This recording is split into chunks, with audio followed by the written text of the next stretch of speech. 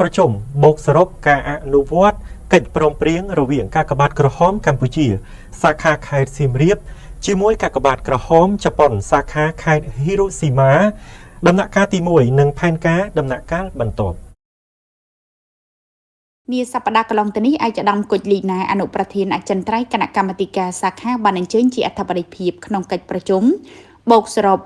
លទ្ធផលការងារអនុវត្តកិច្ចព្រមព្រៀងរវាងកាកបាទក្រហមកម្ពុជាសាខាខេត្តសៀមរាបជាមួយនឹងកាកបាទក្រហមជប៉ុនសាខាខេត្តហ៊ីរ៉ូស៊ីម៉ាដំណាក់កាលទី1និងផែនការដំណាក់កាលជាបន្តបន្ទាប់កិច្ចប្រជុំនេះធ្វើឡើងក្នុងគោលបំណងដើម្បីបង្ហាញអំពីលទ្ធផល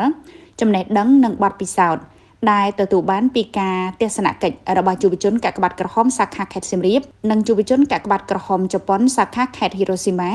ដែលបានប្រព្រឹត្តទៅដោយរលូនតាមការគ្រោងទុកនិងគ្រោងផែនការដំណាក់កាលបន្ទាប់កិច្ចប្រជុំបានប្រព្រឹត្តទៅដោយចែកជាពីរវគ្គមានដូចតទៅកិច្ចប្រជុំវគ្គទី1មានរបៀបវិរៈរបាយការណ៍លទ្ធផលនៃការអនុវត្តកិច្ចព្រមព្រៀងដំណាក់កាលទី1ចំណេះដឹងដែលទទួលបានមេរៀននិងបទពិសោធន៍ការចំណាយ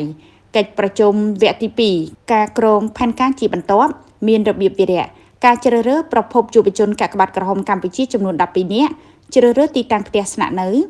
លក្ខណៈវិនិច្ឆ័យជ្រើសរើសយុវជ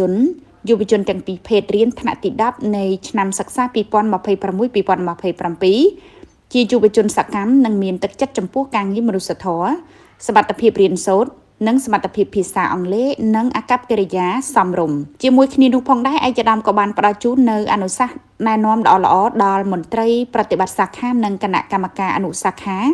ក្នុងការអនុវត្តការងារឲ្យបានកាន់តែមានប្រសិទ្ធភាពនិងទទួលបានលទ្ធផលកាន់តែល្អប្រសើរជាងនេះទៅទៀតការធ្វើកិច្ចព្រមព្រៀងស្ដីពីការផ្លាស់ប្ដូរទស្សនកិច្ចរវាងយុវជនកាកបាទក្រហមកម្ពុជាខេត្តសៀមរាបនិងយុវជនកាកបាទក្រហមជប៉ុនសាខាខេត្តហ៊ីរ៉ូស៊ីម៉ាគឺជាកិត្តិយសរបស់សាខាកាកបាទក្រហមកម្ពុជាខេត្តសៀមរាបទាំងមូលជាមួយគ្នានោះដែរឯកឧត្តមក៏បានសំណូមពរដល់យុវជនកាកបាទក្រហមកម្ពុជាទាំង11រូប